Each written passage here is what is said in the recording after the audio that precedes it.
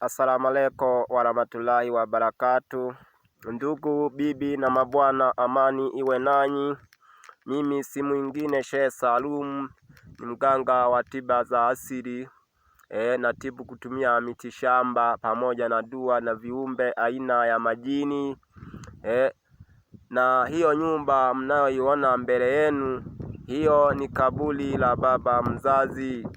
Baba mzazi alikuwa mzee maarufu, alikuwa na miujiza, alikuwa mganga wa tiba za asili, alikuwa anatoa ndagu pamoja na pesa za majini, alikuwa anasaidia watu mbalimbali. Hiyo ni nyumba, ni kaburi alipolala baba mzazi. Hiyo ni nyumba yake ya milele. Humo ndani kuna miujiza mingi. Humo wanaishi majini, mizimu ya kwetu.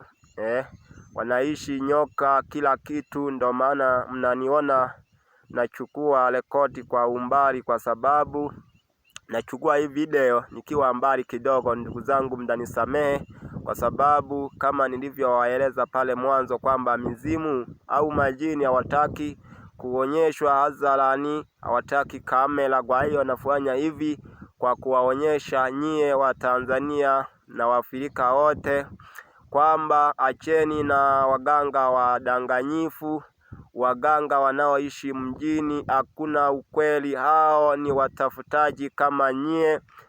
Ukihitaji pesa za ndagu za waganga waaminifu, nenda polini, nenda kwa wale ambao hawapo mjini.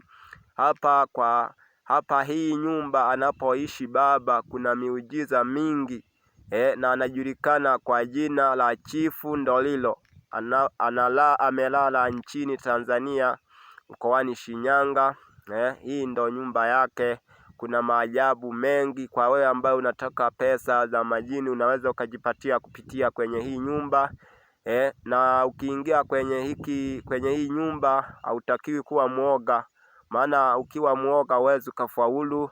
Na ukitoka humo kwenye nyumba ukiwa unakimbia, uhakikishe kwamba hautapata utajiri maisha yako yote. Kwa wale ambao wanahitaji pesa za mizimu, unaweza ukazipata kupitia kwenye hii nyumba. Lakini kwa wale wanataka pesa za majini, kuna sehemu ambayo wanazipatia, ila wale ambao wanahitaji pesa za ndagu za mizimu ni hii nyumba wanapatia kupitia kwenye hii nyumba. Unaweza ukanitafuta kwenye namba 0788522817. Hiyo ni namba ya WhatsApp. Na irudia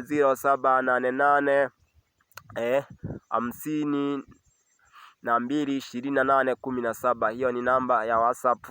Unaweza ukanitafuta muda wowote tukaongea, kama unahitaji pesa za majini.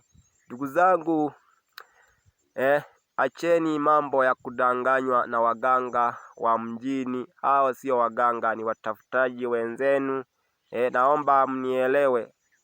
Hata kama mwezi mkafika kwangu au kuja kwangu, na wapa ushauri kwamba tafuteni waganga wale ambao wanakaa vijijini.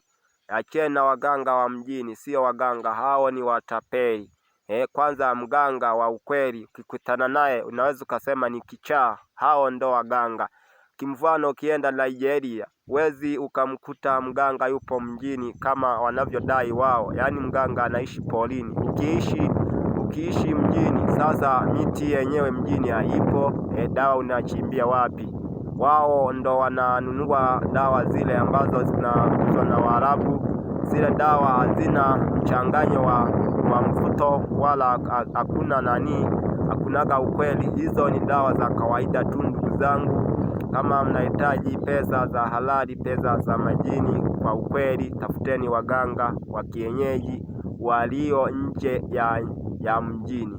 Asanteni sana kwa kunisikiliza. Tushirikiane nami nawapenda sana sana.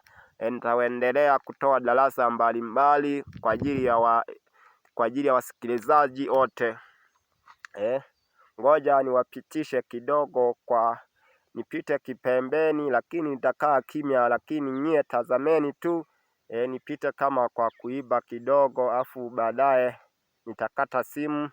Ndugu zangu, hii hapa kuna maajabu mengi. yanaweza yakatokea hapa. Nikienda ovyo naweza ikatoka pale nyoka kubwa, inaweza ikanizuru kwa sababu nimeingia tofauti. Ndugu zangu, naomba mnisamehe, niwaonyeshe kidogo. Hii nyumba unayoiona ndo kaburi la baba. Niko kiumbali kidogo, lakini inaonekana ni hiyo pale. Hiyo nyumba ya baba inaonekana. Kwa hiyo ndugu zangu, naishia hapa nisije nikasababisha mambo mengine. Amani iwe nanyi, nawapenda.